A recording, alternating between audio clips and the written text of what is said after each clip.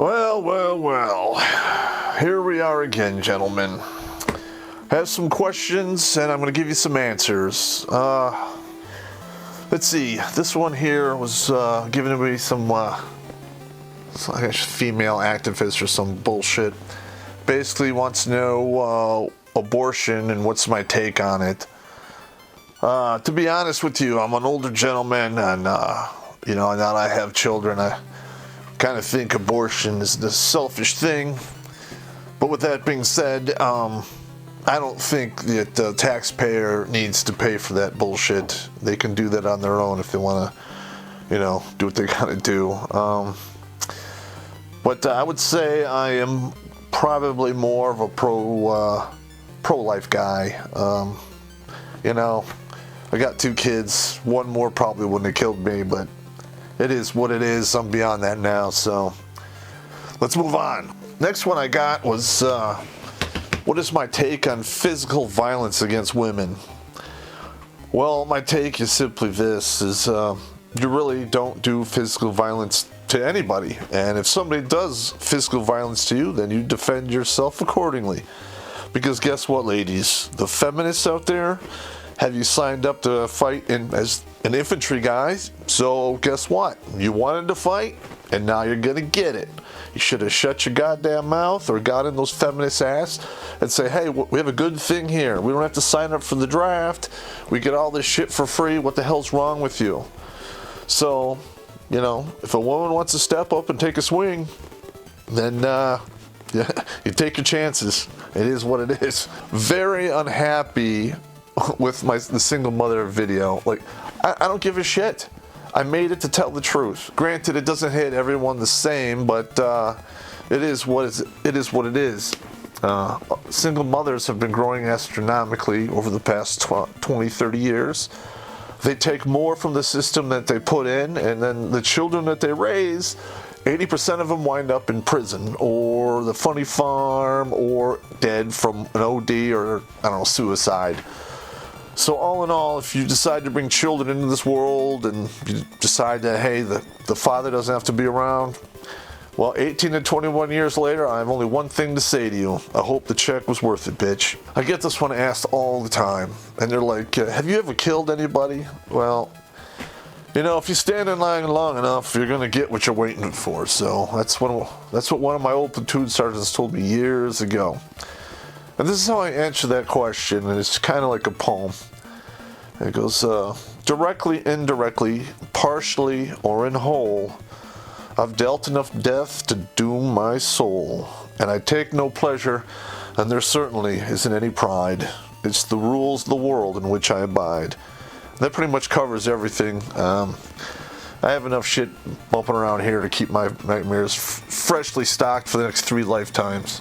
What is the secret to happiness? What the fuck do you think I am? I'm the Dalai Lama or something? Bottom line is, you're responsible for your own goddamn happiness. Nobody sent you here to juggle cats and chainsaws so you can make other people happy. You do what you need to do to make yourself happy, because no one else is going to do it. And if you gentlemen are in those bad marriages and you're sacrificing your hopes, your dreams, and your future to keep this woman happy, you probably need to sit down and have a great discussion with yourself on the cost-benefit analysis of this whole bullshit. Because chances are it's not worth it. Women are expensive to divorce, but in the end, that is worth it. Okay. Why did I do the PTSD video? They want to know why I did it, and I'm not a therapist, and it's none of my business. Well, I've been dealing with PTSD since roughly 1989. I've had quite a few run-ins. I know exactly how it works. You get the anxiety, the hypervigilance, problem with focusing and attention, the whole deal. And if somebody who's actually exposed to that shit and tells you how to deal with it or what exactly is happening, how does somebody who learned about it in a college through a book have the guts to say that shit to me? Most of the therapists out there, they got their experience from reading a book, watching videos, and maybe they talked to a few guys. Listen, if you got PTSD and it's from combat, you need to talk to a combat vet who's qualified to walk you through the whole goddamn thing. And don't put much stock in the academia, because more often than not, they're nothing but a bunch of idiots. Why do men stop seeing their kids? Okay, well, I can't answer that in total, but you can check out Deadbeat Dad Dilemma. That's the financial reasons, because they get so much money taken from him, and it's like a dog chasing his tail. He just doesn't get anywhere. And another thing I've noticed, that men are really good at building shit, right? And especially walls. And a lot of men get right through the coals in divorce court. They're called every name in the book. They're pieces of shit. They get out, they do their deal, and they set up a wall. And everything on the other side of the wall no longer exists, and they move on from there. And a lot of times, unfortunately, the kids are on the wrong side of the wall.